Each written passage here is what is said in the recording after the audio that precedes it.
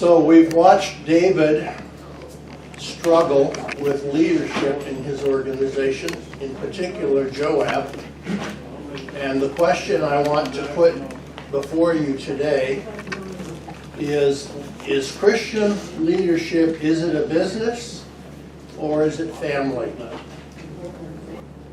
Because that's what is before us as a church, it's before us as Christian organizations.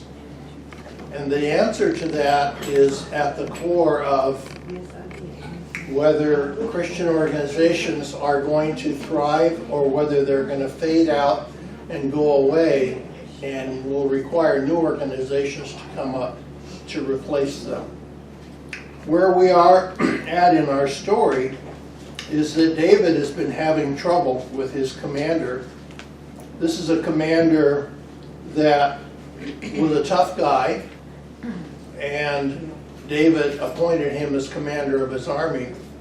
But this is a guy who didn't share David's values. David valued honoring God. And in 2 Samuel 3:30 it reads, "So Joab and Abishai his brother killed Abner." So we have this plot that goes on, and Samuel tells us that it wasn't actually just Joab that murdered Abner, the northern commander, but it was actually the two brothers.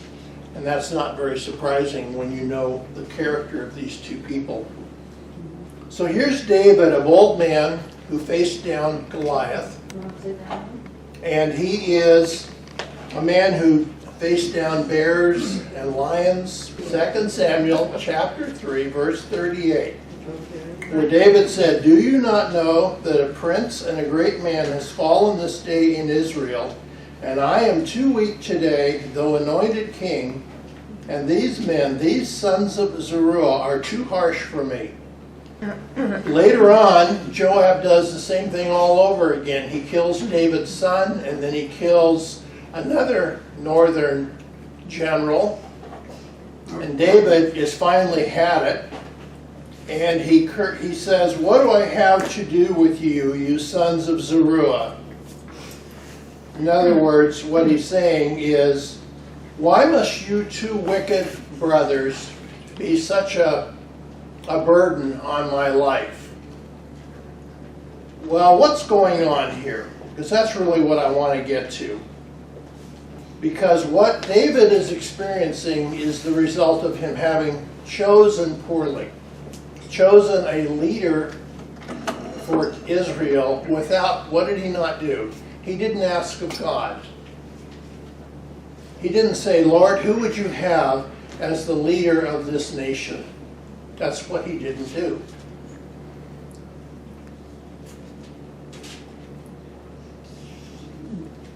And in fact, David never does anything either. And yet we talked about last week how God says of leaders, they need to be leaders not only of the church, but they need to be leaders of their family.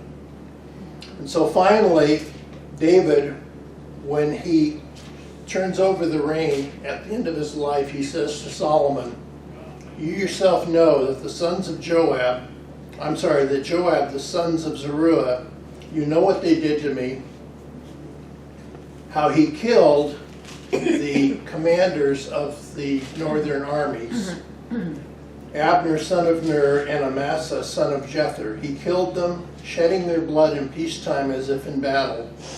And with that blood he stained the belt around his waist and the sandals on his feet." In other words, he shamed himself. He killed these men in a time of peace. In other words, he brought shame not only on himself but on my kingdom. Because we had a peace treaty going on, and he went and he killed them as though we were in a time of war. "Deal with him according to your wisdom, but do not let his gray head go down to the grave in peace." So what David could not do to these wicked men in war, in his lifetime, what he finally did is he said to Solomon, "For some reason, I have not been able to take care of this problem. Would you deal with it?" And so Solomon did. Solomon had Joab, the commander of David's army, put to death. My guess is the reason Solomon was able to do it was because by now Joab is getting old and has lost control of the army because he too is getting old. And so at that point, Solomon is able to get rid of Joab. And he does so. Because David says, don't let him die peacefully as an old man, but put him to death. And that's what happens. The problem here is that David and Joab were both tough warriors. But David had a heart after what God wanted in his life. And Joab just wanted what was good for Joab. And so you had David always concerned about Israel's relationship to its neighbors, Israel's relationship to the other tribes, and Joab really not caring. And if it brought shame onto David, he really didn't care. And so you had Joab undermining David if it was good for Joab, and undermining he didn't care if it was bad for God's reputation. And that really put a strain on their relationship. Joab was skilled at killing, but he was totally unskilled in his relationship to God.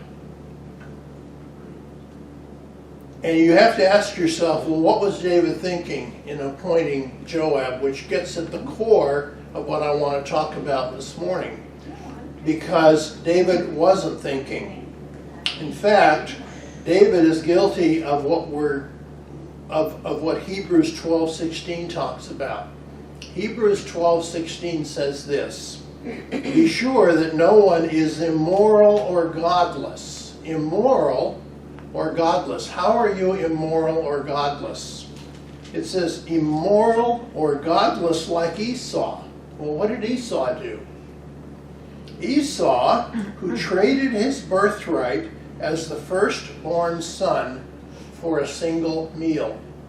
So Hebrews equates that act of Esau of taking something precious of infinite price and treating it contemptibly. Taking that birthright that was of infinite value and treating it contemptibly and just giving it away and saying, well, if I die of hunger, the birthright won't do me any good, so I may as well eat and stay alive at least. That's taking something of infinite value and treating it with contempt. And Hebrews says, make sure that no one is immoral or godless like Esau. And that's exactly what David did. In a moment of frustration, he took something that really wasn't his to give away. He took away a priceless leadership position in the nation of Israel, and he gave it away because he was frustrated, because he'd been trying to capture Jerusalem, and he couldn't do it. He was the commander of the army, and he said, if someone can capture that city, you can be the commander of the army.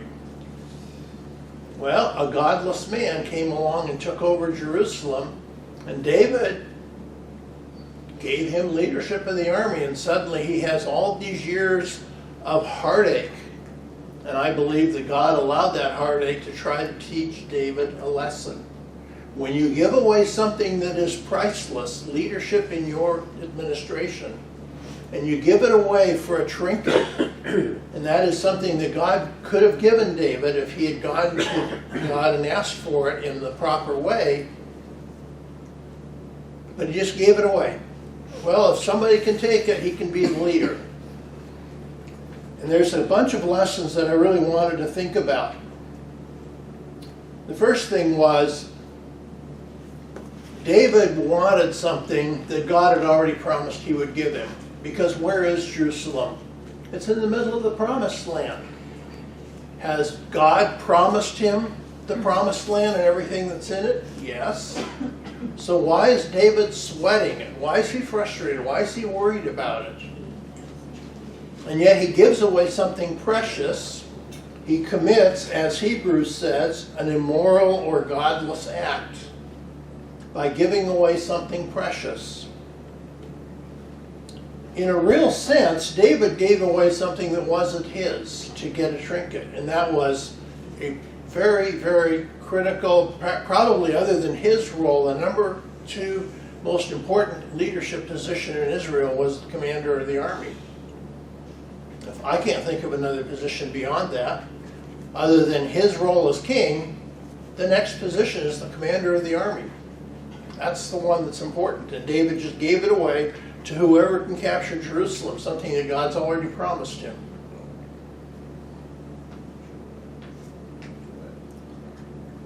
Then, when Joab commits his first murder and kills Abner, David has a choice, and he chooses to do nothing. Why? Because at this point, I think he's already afraid of 2 things. Joab is a relative, and number 2, Joab is a wild man with a brother who's a wild man, and he's in charge of the army, and David's already afraid that these 2 wild brothers have so much control of the army that David's afraid almost for his life. So we have a couple of lessons before us here. It seems to me, David says, the sons of Zeruiah are too harsh for me. He says that to his servants. It seems to me like David has replaced his fear of God with a fear of man. And I find it interesting that David, a man after God's own heart, still has feet of clay. Right? He still has feet of clay. And yet God, who knows that David has feet of clay, still calls him a man after God's own heart. Even though God knows that David has feet of clay. What's the lesson here? Even someone who is a man after God's own heart has feet of clay. So be careful who you worship. Don't worship even somebody like David, who God calls a man after God's own heart and who wrote the Psalms. The only person you worship is Jesus the Christ and nobody else. So when you read the Psalms, even though they're written by David, they're written by a man with feet of clay. Be careful. David was wonderfully used by God to write the Psalms, but it's his feet of clay that make him the kind of man that can write the Psalms. But it's who he serves that makes him a wonderful writer of the Psalms. I think what's very interesting about all humans is that we're strong in some areas and weak in others. I think that's the point we need to see. Because there's no one that is perfectly strong. We're just like Mike said, we know God's in control, but we try to take the control away from God. Where if we just gave it to him, our life would be much more simple. And I thought what Mike had to say this morning dovetailed very nicely with the thoughts here. I agree. I mean, I just heard a lot of things that he said, because it dovetailed very nicely into a lot of the lessons about Christian leadership. What is Christian leadership in an organization? I think when all is said and done, Christian leadership in an organization is all about relationships. Relationships that are godly, relationships that are Christ-like, relationships that are family rather than business. And unfortunately, I will tell you right now, an awful lot of churches and parachurch organizations are becoming business-like in their models, because the leadership that came up, that formed a lot of these organizations, came up with a passion for the lost, a passion for whatever it was that organization had. A lot of them in the 40s and the 30s and in the 20s and in the 50s and the 60s. And those leaders have passed that leadership torch down, and maybe they taught that leader well, but that leader now has passed it out, and you have the rule. The first generation is a conviction, And the second generation is if I can get this right now, conviction, belief, opinion. You go from a conviction to a belief. Third generation has an opinion. And that's what happens. Each generation, because the first one was born in a kiln of fire, the second one watched the kiln of fire, they believe, and the third one is an opinion. They just kind of took it over. And that can be a problem where organizations pass it down in the family. Thankfully, it's not always true, but sometimes it is. So what we have is business models slowly taking over, and suddenly instead of running things as a family, like the family of God that the church is modeled to be, you start running things as a business. And suddenly things are very different, and suddenly you can't tell a Christian organization from a world organization. Or you can take God out of an organization and never notice he's missing. So, the point I want on the lessons is, even a man after God's own heart can, in some circumstances, have feet of clay. In other words, he has his areas of weakness, he has his areas of strength, he or she. So be careful who you worship, because if you're worshiping anyone but Jesus, you're worshiping a flawed person. Another thought is, if you have an opportunity to encourage someone to do right, don't be intimidated because of their role. You might say, well, I couldn't encourage that person because that person is blah, blah, blah. Forget about it. If you find yourself in a position to encourage somebody to do something because they have feet of clay, do it. Because if you're a follower of Christ and the Holy Spirit's given you enlightenment to do something, do it. Encourage. Don't say, well, I couldn't do that because I'm this and that. Forget that. Just be the encourager. That may be what God's got you there to do. The more authority you have, the more accountability you need. Not the less you need, the more you need. Leaders are only as successful as their staff. You think you're going to bring in a great, wonderful leader and then your staff's going to go great? That's just the beginning. If you're going to try to prop up your staff with a great leader, that's like trying to do a tug of rope. And it's great to have a great leader to cheer up the team, but if you're have a bunch of 90-pound weaklings on that rope, you're still not going to win the tug of rope.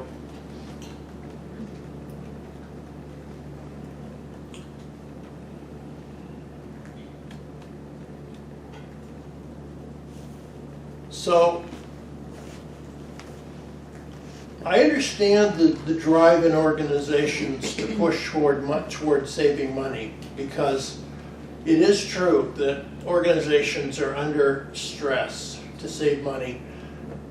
But I think that's the disease in the church, because we are told that God has unlimited resources. I think when people see an organization that is truly has a vision for what God has put before them, money really never is the issue. So when you take an organization and you say, well, we really don't have enough money to do this, so let's cut. And that means get rid of your people that are there with a real passion for the mission. And let's just bring in lower priced help and lower priced help. I think you've got the whole thing going backwards down the road. And when you've got people that are sacrificing to be there, those are the people you want to keep. And if you have to retrain and whatever to keep people that are passionate for the mission, then those are people you need to keep and do whatever you have to. On the other hand, you don't keep people if they are just in it for the money. You need people that are passionate for the mission. So I just think about back in the early church. When there were two strong people who were having a squabble, did they get rid of one of them? No, they had them work it out. But on the other hand, when they had somebody who was in open sin and they were flaunting their Christian freedoms, they put them out of the church. Because they said it will ruin the whole body. Because they wanted to have unity within the body. And sometimes we do one and we mess it up, or sometimes we do the other. There has to be a balance of both. Because there needs to be this harmony in the body that is neither ruined by sin that is ignored, nor is it ruined by infighting. That infighting needs to be contained and in love worked through and people brought together so that they're pulling together so that we have a sense of teamwork. And so it's a tricky balance, and all through the Old Testament or through the New Testament, right in that bridge between the Old and New Testament, you really see them struggling with that. And I think we need to get back to understanding what they were struggling with and looking at our organizations today and saying, are we doing that? Because I think what they were struggling with is what we're struggling today in our organizations. And I don't think we've really gone back and looked at that and said, okay, what are we doing wrong and how do we need to do it again? We're sort of bringing our business model in and our Wall Street models back in, and our organizations are getting weaker spiritually. We're forgetting God's model for the Christian family and for the church. And we're going to lose the battle. And that makes me sad. And the last thing I want to think about on this battle for David is how different would it have been if Jonathan had not died in the battle and had become David's commander.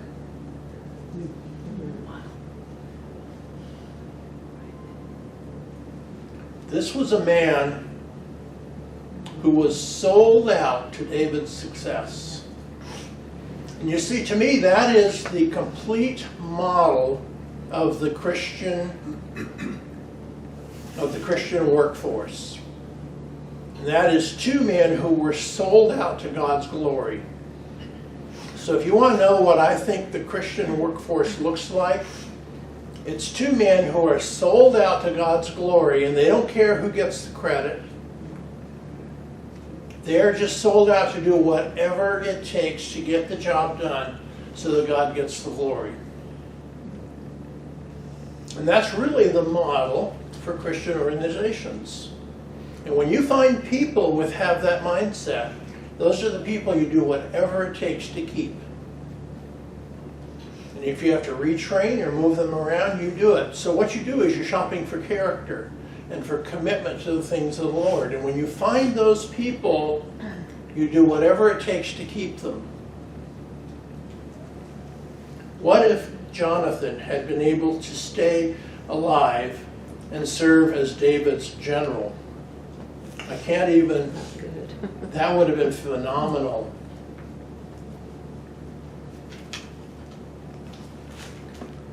Too often today, instead, because it's very difficult to find that character quality in a person. We find people because their social standing, the banker, the doctor, the lawyer, or they're influential in their community, or they meet the eye test or the ear test, they sound good, whatever. And so that's who we want in our leadership, in our board, or whatever. And it happens in parachurch organizations as well. And if you're honest, if you have a Facebook page, and I do not, but we're all experts in managing our appearance on that page. Because that's the only thing we have is that page. And so you manage who you look like on that page. It's really hard to take a person you don't really know and judge their compassion their discernment, their wisdom, their patience, the qualities that you really want in an organization where you want people that have the qualities I talked about with David and with Jonathan. How do you find that on a Facebook page? Galatians 6:2 says, bear another's burdens. How do you find the person that's going to bear your burden well? Safely. Galatians 5:13 says, through love serve one another. How do you find the person that you can confidently know that you can send them into a tough situation and they're going to serve others well and not cause friction or a problem?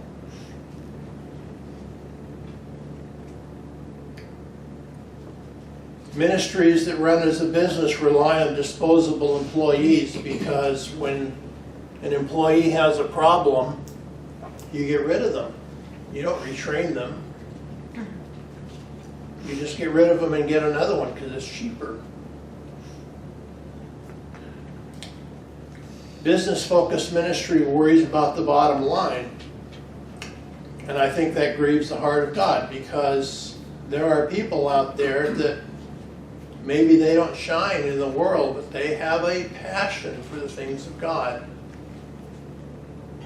But they get pushed out the door when the business models come in, because they don't meet the model. And I see it in organizations all the time, and it just makes me feel that there's going to be an accounting someday, and those are the things that are going to be in that judgment. Some people who come in meaning well, they're saving organizations money, but they're creating havoc. So I don't know why this Joab thing, that sort of became a burden for me, but I heard Pastor talking about there being compassion, there being love, and there being a biblical model for how we operate with each other. And I feel that that's so true in how we operate as a body. You know, we function as a class, not because we're a business, but because we're a family. That's what pulls us together. When one of us is hurting, we feel that hurt for each other. That's the model. And as an organization, it's the same way.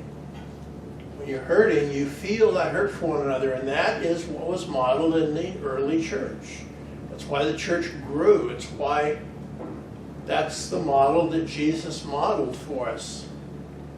So, anyway, I will stop there so that we have a little bit of prayer time.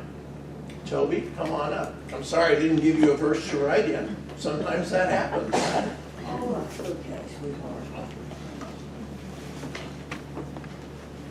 Good, I can go back to the camera now.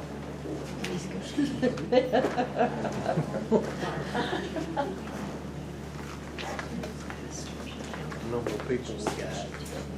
I can't count that long. Good morning, boys and girls.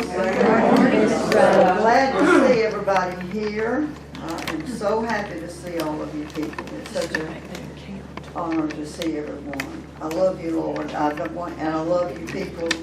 I want you to know the reason I wasn't there here last week is because I fell the week before, and if you had seen me then, you would never been able to hear one thing I said. Y'all just blah. My eye was swollen shut, so that's why I wasn't here. But I did everything I was supposed to have done, but it didn't work. But here I am today, and I am feeling better. And Jean and Bill, we're going to miss you guys so bad, so bad. And we love you both, and we know that you love us, and you always have your Southern friends. No matter where you go, you got us, okay? So keep us in touch. Keep in touch with us and let us know how you're doing. If we need to pray for you, please let us know. We'll be just praying like crazy for you, okay? You're such a sweet couple, and I'm just so honored to have known both of you while you were here. So I have nobody down, nothing down on my list. It's blank. So we don't have but a few minutes, but I do want to tell you about Beth and her dog, Kona. Kona's really sick, and he has diarrhea and all this sort of stuff. So we need to pray for him and pray for Beth. She's supposed to be doing 2 presentations, and she kind of feels like this is the reason that Kona is sick is it's a spiritual warfare, because she's supposed to be making 2 presentations. One presentation is for the people that are in charge of children, like she is, in Europe, and another one is for those in this part of the country. And so please pray for Beth and Kona. Kona's just a little dog, but he means an awful lot to her. I know exactly how she feels, because I felt the same way. I just felt like God just sent my little dog to me to be with me while I was having some problems. But so just, does anybody else have anything that we need to pray for? Kurt hadn't heard from his test yet. He had 3 scans Wednesday, and it stick him 12 times with blood. Okay. So he was really out of sorts. And also Joanne Bowere's daughter found a Who now? Joanne Bowere's daughter, Julie, found a cyst in her breast, but she went to the doctor this week, and it's not malignant, but they still are going to take it out to keep it from becoming malignant. So pray for Joanne and Julie. She didn't want me to repeat it last Sunday, because she was okay. Okay, so we need to pray for Joanne And her daughter, Julie. and Julie. Julie. And I'm going to be traveling for the next 2 Yeah, Sundays. you're going on a cruise. My brother gave me a cruise for my birthday. Ooh. So I got to drive to the beach Thursday, which I haven't driven that far at all since I hurt my arm. So pray for traveling mercy. I certainly will. We will. Traveling mercies for Sandra. Anybody else? Yes, ma'am. Hello. How are you, Miss I want to Linda? thank everybody in this class for all of your prayers. Without you folks praying for me, I don't know whether I would have been there or not. It's been a miraculous recovery. I did have a stroke. I had a concussion on top of that because I fell out of the hospital pit. I don't remember any of this, but I'm told it happened. And it was... So you did have a stroke? Yes, I did. Okay. And it's been a miraculous recovery, that's all I can say. And the doctors don't understand it, and I don't either, but I certainly am grateful. I thank you all for your prayers. I don't think I would be here without them. Did you tell the doctor that you understood it, that it was Jesus Christ? Yes, but I had so many doctors running around, I didn't even Well, know who was who. yeah, we needed them all. Yep, so thank you so much. Pray for Anybody? Manning. He's dizzy. Manning is dizzy. Very dizzy, and they're going to take him to the doctor tomorrow. So pray the doctor will find out why he's so dizzy. Anyone else? Yes, Buddy ma'am? is gonna have this calcified knot on his foot removed, but we don't know when. I was Which- just to say, well, when is that gonna happen? I've been praying for it all this week and it's still not. They haven't set the surgery, but pray for Buddy to have peace about it and it to go well and he not have any problems with it. God has a big hammer. Could we use a hammer? Anesthetic. Be cheaper. It's a lot cheaper. Lot cheaper. Anyone else? Just keep my friend Kathy in prayers, please. That's who I've been praying for all week, isn't it? Kathy. Thank you. Kathy? What's wrong? Kathy. Kathy Kathy, what's wrong with Kathy, she said? Walker. Huh? Kathy Walker. What's wrong with Kathy Walker? Well, she's having a problem with her foot, Another foot. and that's all That's 2 hammers. that's all I can say right now.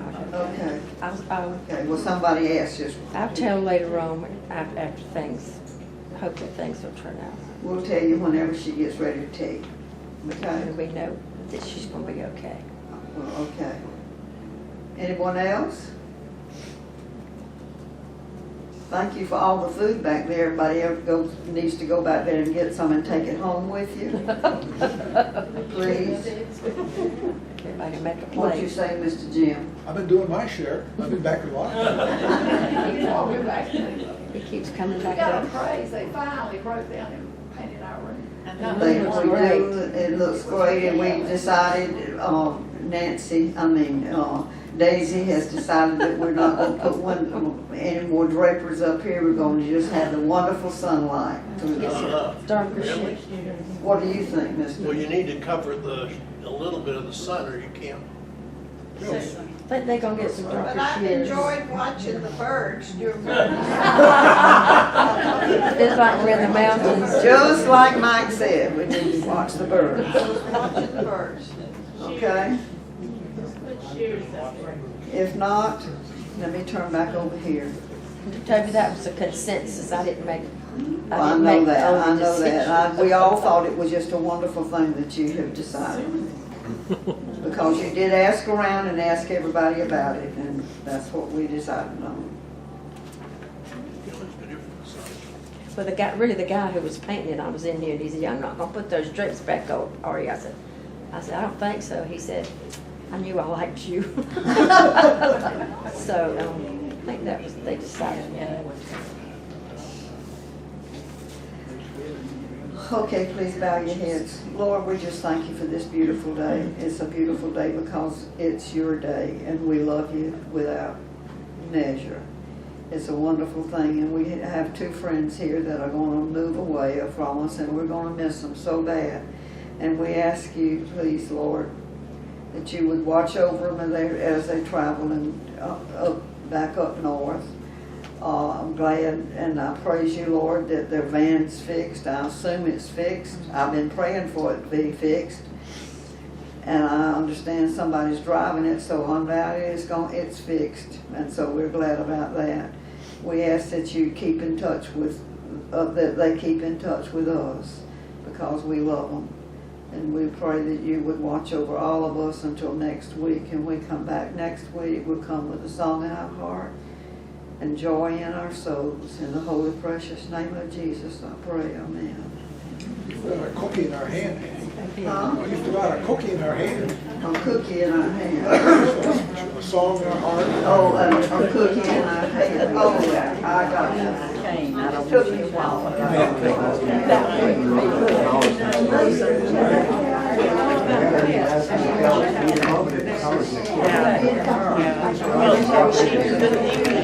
Turn it around and get a picture of this.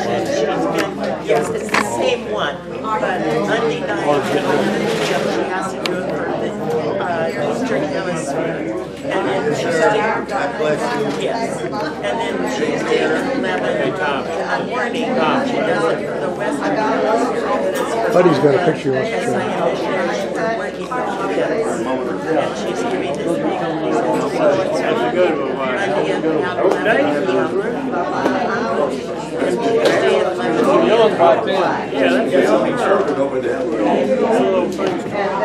and she's been working. I've been waiting on my email but I could run down overnight. Were you doing it? No. Yes. Well, it had to. Yes. But it's been coming through so. And I'm sorry too, guys. I know. Again? I just feel like Satan is doing this to give her attention off of what she needs to do. We had 13 here before the whole Yes. I've written all of Fortunately, Deb is coming over. She's at our house right now. But I've been checking Hopefully, Connor will try to recover. That would be such a blow to him. I mean, that's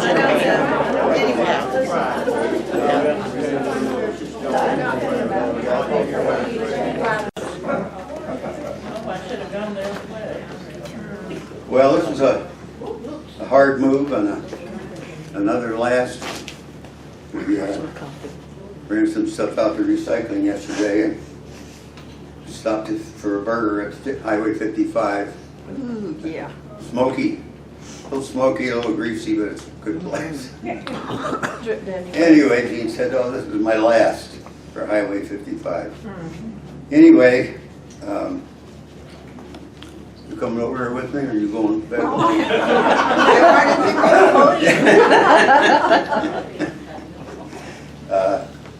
We both feel that Rock Hill has been really a good town to live in. It's a good place. Lots of good folks and a good atmosphere and a good place to live. And Westminster Presbyterian Church is the church that I told Gene we would find when we moved down here. We didn't know anyone or have any family here. I said, the Lord, I'm sure, has some good churches down there for us, and He'll lead us to a church home. And this has been our South Carolina family, and it's been wonderful fellowship.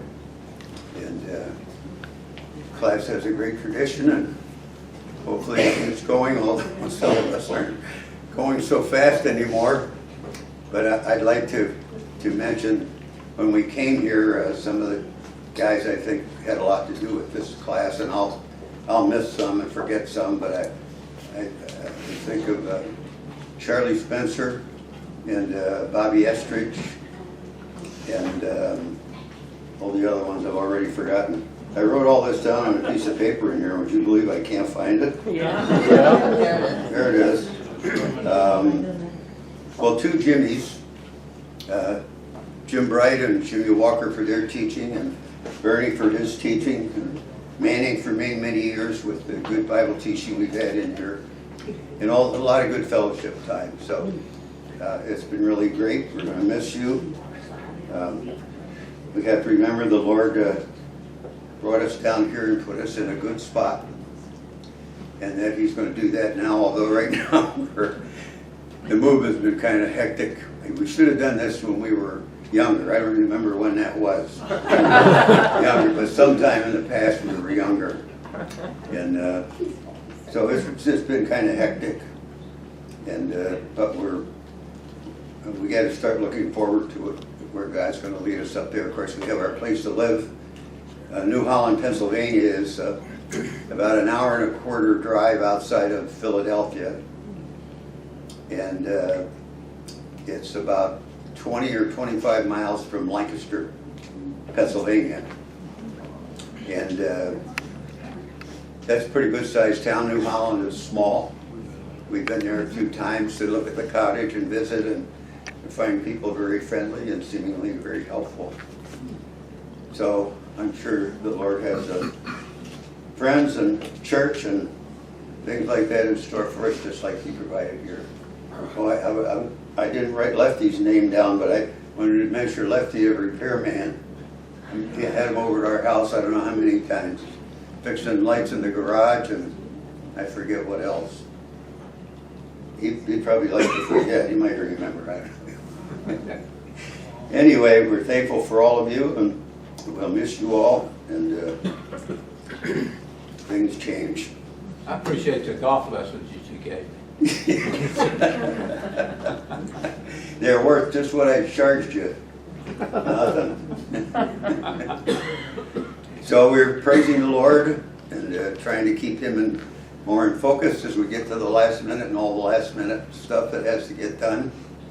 And a lot of that has fallen on Jean. She's a detail person. So she's taken a lot of time and done a lot of stuff here to get us ready to get moved.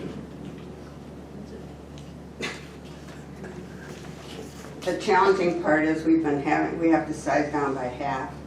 We've never sized down before, so this is a whole new experience and not fun. I've taken things many places and put some on auctions and etc., but still have plenty around. And the Packers are coming Tuesday and Wednesday, and the truck is coming Thursday. Wow. And we're flying Thursday night. Our daughter won't let us drive. No. So she took one of our cars and drove it home Friday. She was here this week. She's a driver. I met with her. And her husband's coming down late Wednesday night so he can drive our van up there for us. And we're flying Frontier has wonderful fairs to Philadelphia, so if you ever want to come up there, give us a call. We'd love to see you. Thank you. And you did sell your house. Pardon? You did sell your house. Yeah, we sold our house. 21 people went through it weekend before last, and we had 6 offers on the house. Wow. So we sold it Monday night a week ago. I don't know what's all to come. It's gonna close supposedly the 19th. We'll have to do that by mail. So these are all learning experiences that I would rather not have, but anyway, we're gonna do that. And the thing I'm concerned about is where we're going, everybody's old. And I will join right in. Thank you. Love you all. Thank you again, and I want to leave you with a great thought from some great philosopher. I forget who he was, but he said, always remember, no matter where you go, there you are. Sounds like Yogi Berra.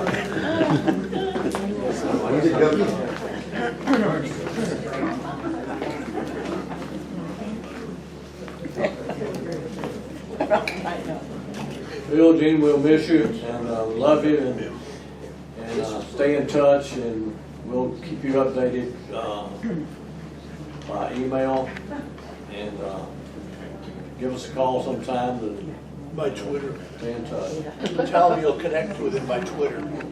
Yeah. Bernie said he'd help me connect with you with Twitter, whatever that is.